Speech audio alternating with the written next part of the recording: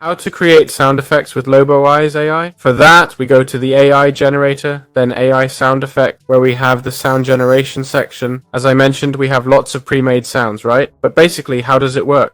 Well, we write our prompt describing what we want to generate, like a ball bouncing on a metal surface, for example, and then in the output, we specify how long the sound effect should last.